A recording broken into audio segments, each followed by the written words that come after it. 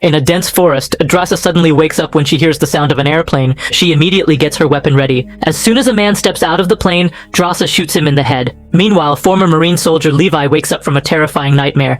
To calm his mind, he goes to the beach and starts relaxing. In the morning, he receives a message. He is ordered to report immediately to the Marine Corps base. Later, at the base, Levi meets Agent Bartholomew. She tells him that Levi's career record is excellent. He is an elite sniper with no family or friends, so she offers him a special mission. On the other hand, in Lithuania, Drasa meets her father at the cemetery on the anniversary of her mother's death. Her father tells her that his cancer is now beyond treatment and says that if he lives until February 14th, he will take his own life, so that he can meet his wife on Valentine's Day. In September, Levi wakes up from anesthesia inside an airplane. He asks a female soldier, "Where are we going?" She replies that it's a classified mission and she can't reveal anything. All his personal belongings are taken away. The soldier tells him that the plane has entered a no-fly zone, and now Levi must jump and walk the rest of the way on foot. Levi grabs his bag, jumps from the plane, and opens his parachute at the right time. He lands safely on the ground and begins a long, difficult journey, climbing mountains, passing through dense forests, and camping at night. Finally, he reaches the edge of a massive, deep gorge. There, he meets a soldier named JD, who tells him that he has been there for a year and doesn't even know where this place actually is. Both of them reach the West Tower, a fully self-sustaining outpost with solar power, backup generators, rainwater collectors, a vegetable garden, and hunting arrangements from the nearby forest. On the other side of the gorge is the East Tower, but communication with the soldier there is strictly forbidden.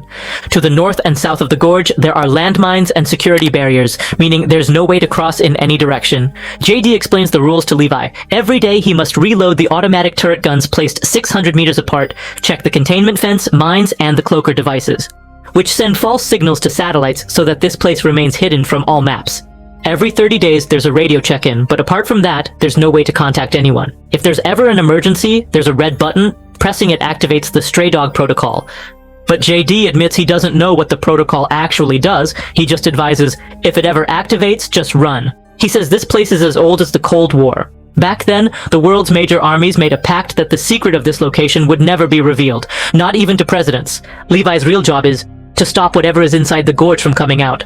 At first, Levi thinks all of this is madness, but JD says, "You'll believe it when you see the Hollow Men yourself." Just then, strange and terrifying screams echo from inside the gorge. JD explains that in the 1940s, 3 cavalry battalions were sent down there, but none ever came back. Since then, the army has focused only on surveillance and containment. After this, JD completes his term and heads toward the extraction point. A helicopter lifts him up with a rope. A soldier asks for his identification, but as soon as he says the password, the soldier shoots him dead and his body falls into the mountains below. A month passes. Levi is now used to his lonely and monotonous routine, patrolling, repairing machines, and doing radio checks. The radio voice only asks, "Everything okay?" and disconnects before Levi can even reply. One day, while working in the garden, Levi notices movement in the other tower. He picks up his binoculars. There, Drasa is chopping wood. She also notices him, but chooses to ignore him. One night, during a storm, Levi wakes up in fear. He feels like someone is attacking and he grabs his gun, but soon realizes that he accidentally stepped on broken glass himself. He injured himself out of his own fear. While cleaning his wound, he notices that Drasa is still awake, watching him, but as soon as he looks back at her, Drasa turns off her light. Another month passes. It's Drasa's birthday and she's sick of being alone. She fires a gunshot to get Levi's attention and holds up a sign. "Your name?" Levi writes back, "Talking is forbidden." Drasa smiles and writes, "It's my birthday. I'll do whatever I want." Levi laughs, writes his name, and raises a glass to toast. Then Drasa plays loud music and starts dancing. She gestures for Levi to dance too. Levi writes back, "I'm a terrible dancer, but a great sniper." Drasa smiles and shoots his water bottle. Levi replies by shooting hers. Then Drasa places a bottle on her head, like she's ready to be the next target. But suddenly, she looks down into the gorge. There are strange creatures climbing the walls, humanoid figures made of wood and bark. Levi immediately aims and shoots. One creature falls and lands on a landmine, exploding, and the blast causes others to fall too. But some are still climbing up. Levi keeps shooting and Drasa helps with a machine gun.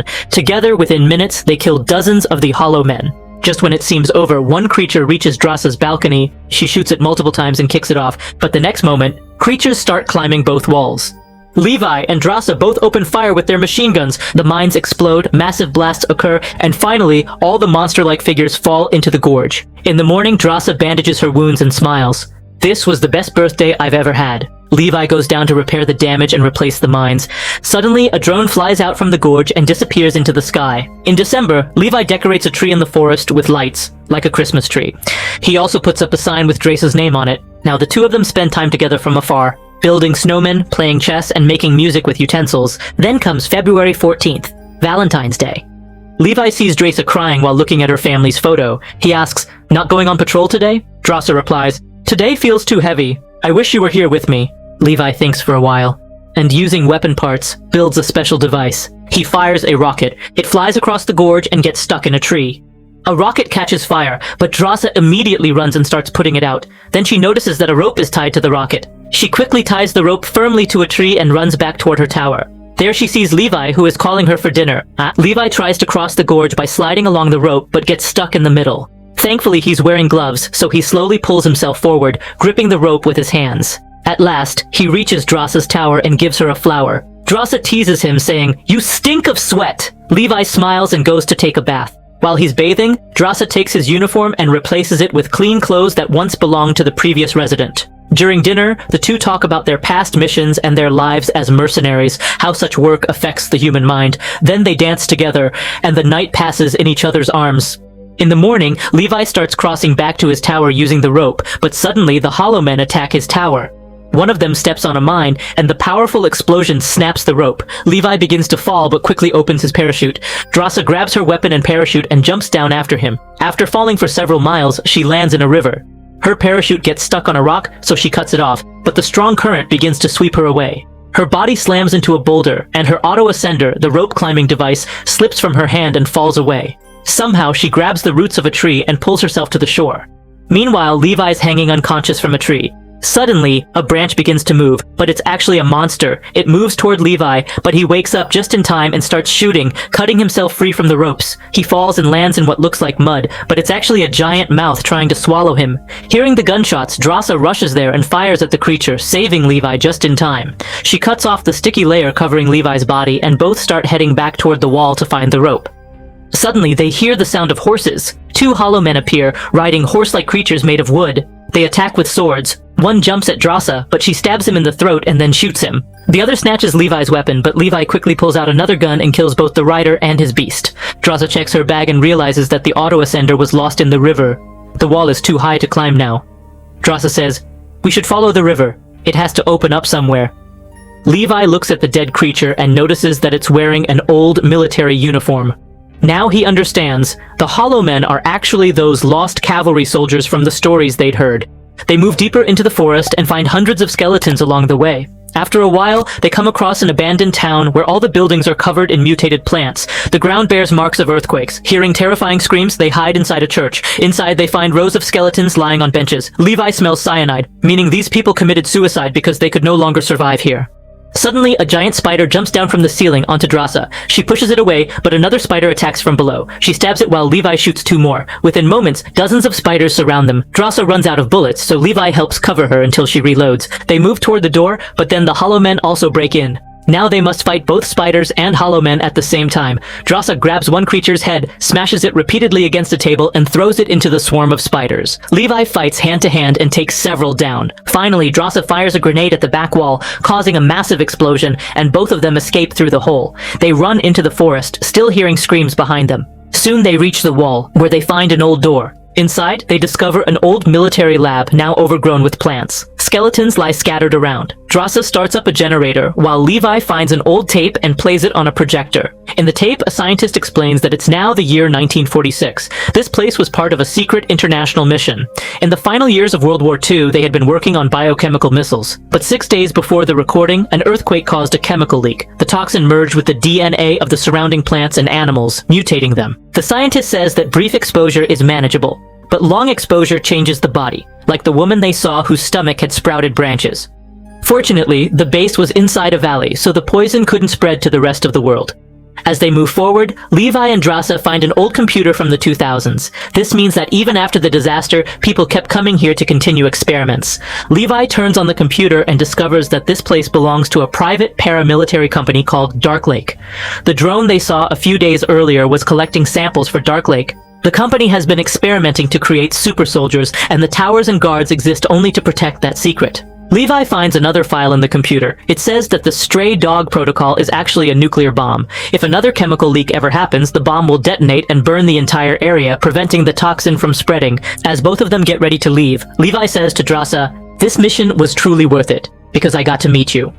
They open the door and throw a smoke grenade to create cover, but suddenly, a hollow man's whip-like vine wraps around Drasa's leg and drags her into the forest. Drasa tries to cut the vine with her knife, but she crashes into a tree and drops it. She tries shooting, but her aim keeps missing as she tumbles through rocks and branches.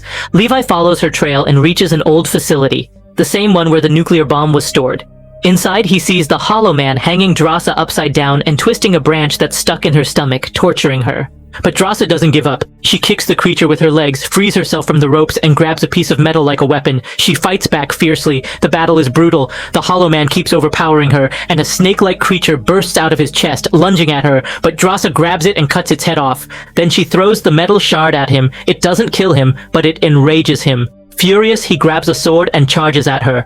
Drasa lifts a shield made of bones, then lights a torch from the campfire and attacks. The hollow man catches fire and screams in agony. Just then, Levi rushes in and shoots the monster, finishing him off. They embrace each other in relief. Alive, but exhausted. Levi looks at the name tag on the hollow man's uniform. It was his old partner, the same man who had once served at his tower. Levi picks up his sword, and both of them head toward the place where the chemical leak first occurred. The area is filled with mutated creatures, frozen in the gooey layer, still breathing faintly.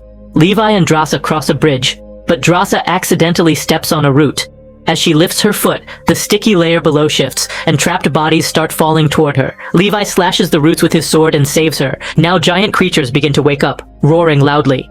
Levi swings his sword to clear the way, but suddenly a goo whip wraps around his leg and pulls him down. Drasa throws a grenade behind them. Boom! The explosion sets everything ablaze. The creatures burn in flames and the whole valley is engulfed in fire. The two of them run and finally reach the stairs leading out. They climb up and make it out of the valley. In the nearby city, they find a garage with some military jeeps parked inside. They repair one engine and drive away. After several hours, they reach the same broken rope. Levi ties it to the jeep while Drasa shoots at the hollow men approaching them. When her bullets run out, they switch places. The jeep starts climbing the wall. At first, everything goes fine, but soon they realize the hollow men are also climbing after them.